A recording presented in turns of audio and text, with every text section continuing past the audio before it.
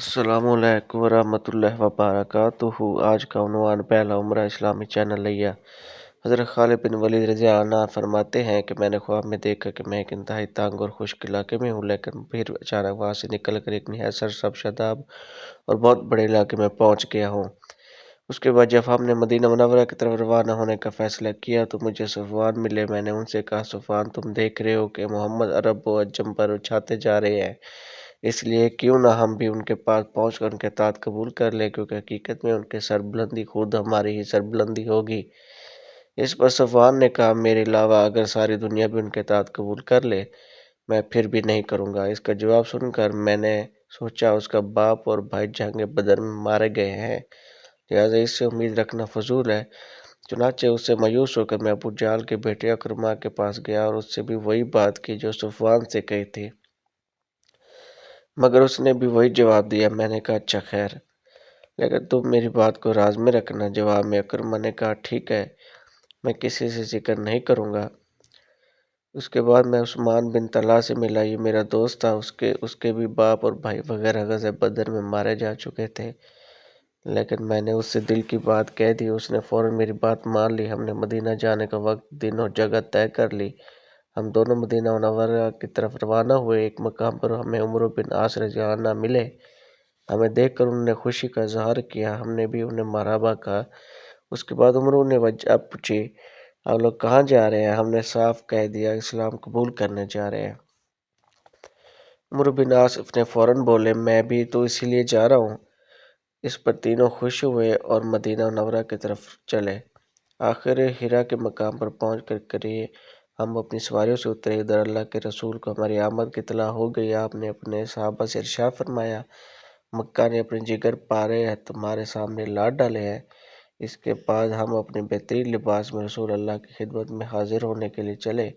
اسی وقت میرے بھائی ولید ہم تک پہنچ گئے اور بولے، جلدی کرو، اللہ کے رسول تمہاری آمد پر بہت خوش ہیں اور تم لوگوں کا انتظار فرما رہے ہیں۔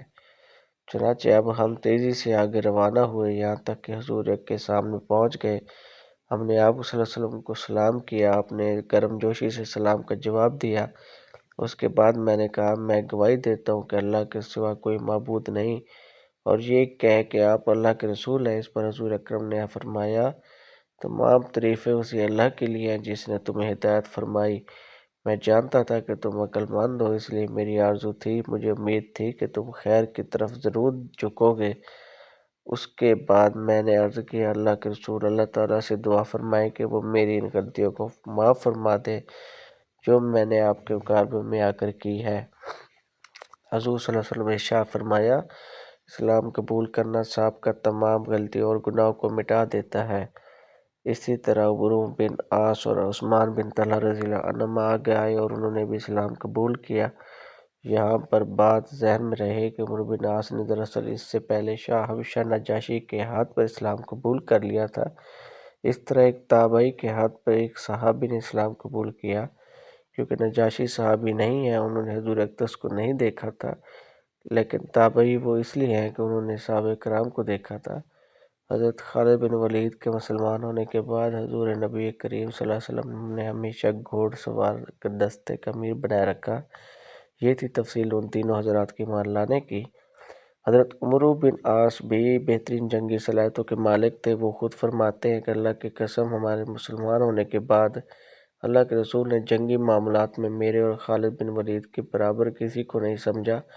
پھر حضرت ابوبکر صدیق کی خلافت کے دوران بھی ہمارا یہی درجہ رہا۔ صلح حدیبیہ میں طے پایا تھا کہ مسلمان اس سال تو عمرہ کیے بغیر لوٹ جائیں گے، البتہ انہیں آئندہ سال عمرہ کرنے کی اجازت ہوگی۔ اس معاہدہ کی روح سے حضرت عمرہ قضاء کی نیت کر کے مدینہ منورہ سے روانہ ہوئے۔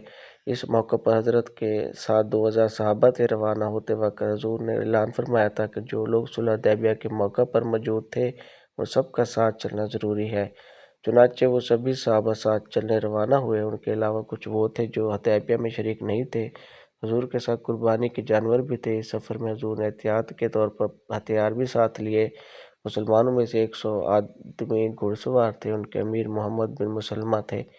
حضور اکرم نے مسجد نبوی کے دروازے پر احرام باندھ لیا تھا۔ قریش کے کچھ لوگوں نے جب صحابہ کرام رضی اللہ عنہم کے ساتھ ہتھیار دیکھے تو وہ بکلا کر مکہ معظمہ میں پہنچے اور وہ قریش کو بتایا مسلمان ہتھیار لے آئے ہیں، ان کے ساتھ تو گھڑ سوار دستہ بھی ہے۔ قریش یہ سن کر بدحواس ہوئے اور کہنے لگے ہم تو کوئی ایسی حرکت نہیں کی جو اس معاہدے کے خلاف ہو، بلکہ ہم معاہدے کے پابند ہیں، جب تک صلح نامے کی مدت باقی ہے ہم اس کی پابندی کریں گے، پھر آخر محمد کس بنیاد پر ہم سے جنگ کرنے آئے ہیں؟ آخر قریش نے مکرز بن حفظ کو قریش کے ایک جماعت کے ساتھ روانہ کیا، انہوں نے آپ سے ملاقات کی اور کہا آپ ہتھیار بند ہو کر حرم میں داخل ہونا چاہتے ہیں، جبکہ معاہدہ یہ نہیں ہوا تھا۔ اس پر آپ صلی اللہ علیہ وسلم نے فرمایا ہم ہتھیار لے کر حرم میں داخل نہیں ہوں گے، معاہدے کے تحت صرف میانوں میں رکھی ہوئی تلواریں ہمارے ساتھ ہوں گی، باقی ہتھیار ہم باہر چھوڑ کر جائیں گے۔ مکرز نے آپ کی بات سن کر اطمینان کا اظہار کیا اور قریش کو جا کے اطمینان دلایا۔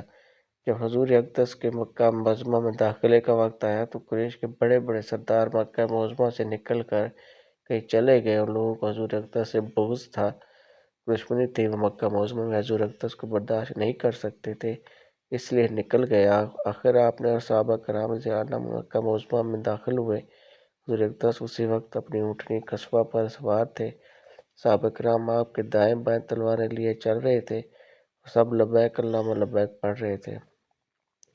روانہ ہونے سے پہلے باقی ہتھیار آپ نے ایک جگہ محفوظ کرا دیے تھے، وہ جگہ حرم سے قریب ہی تھی۔ مسلمانوں کی ایک جماعت کو ان کے ہتھیاروں کی نگرانی کے لیے مقرر کیا گیا تھا۔ مکہ کے مشرکوں نے مسلمانوں کو بہت مدت بعد دیکھا تھا، وہ انہیں کمزور سے لگے تو آپس میں کہنے لگے یثرب کے بخار نے مہاجرین کو کمزور کر دیا ہے۔ یہ بات آپ صلی اللہ علیہ وسلم تک پہنچی تو حکم فرمایا اللہ تعالیٰ اس شخص پر رحمت فرمائے گا جو مشرکوں کو اپنی جسمانی طاقت دکھائے گا۔ اس بنیاد پر آپ صلی اللہ علیہ وسلم صحابہ کرام رضی اللہ عنہم کو حکم دیا کہ طواف کے پہلے 3 چکروں میں رمل کریں، یعنی اکڑ اکڑ اور سینہ تان کر چلیں اور مشرکین کو دکھا دیں ہم پوری طرح طاقتور ہیں۔ اس کے بعد جب مسلمانوں نے رمل شروع کیا تو مکہ کے دوسرے مشرکوں نے ان مشرکوں سے جنہوں نے مسلمانوں کو کمزور بتایا تھا، تم کہہ رہے تھے کہ انہیں یثرب کے بخار نے کمزور کر دیا، حالانکہ یہ تو پوری طرح طاقتور نظر آ رہے ہیں۔ اس وقت حضرت نے اپنی چادر اس طرح اوپر ڈال رکھی تھی کہ دایاں کندھا کھلا تھا اور اس کا پلو بائیں کندھے پر تھا، چنانچہ تمام صحابہ کرام رضی اللہ عنہم نے بھی ایسے ہی کر لیا تھا۔ اس طرح چادر لینے کو استباء کہتے ہیں اور اکڑ کر چلنے کو رمل کہتے ہیں۔ یہ اسلام میں پہلا استباء اور پہلا رمل تھا۔ اب حج کرنے والوں ہوں یا عمرہ کرنے والے، انہیں یہ دونوں کام کرنے ہوتے ہیں۔ نبی کریم صلی اللہ علیہ وسلم معاہدے کے مطابق 3 دن تک مکہ معظمہ میں ٹھہرے۔ 3 دن پورے ہونے پر آپ صلی اللہ علیہ وسلم مکہ معظمہ سے باہر نکل آئے۔ اس دوران آپ صلی اللہ علیہ وسلم نے حضرت میمونہ بنت حارث رضی اللہ عنہا سے نکاح فرمایا۔ ان کا پہلا نام برأ تھا، حضور اکرم نے نام تبدیل کر کے میمونہ رکھا۔ ہمارے چینل کو سبسکرائب کر دیں اور جو بھی ویڈیو آئے اس کو بھی شیئر کریں۔ بہت شکریہ۔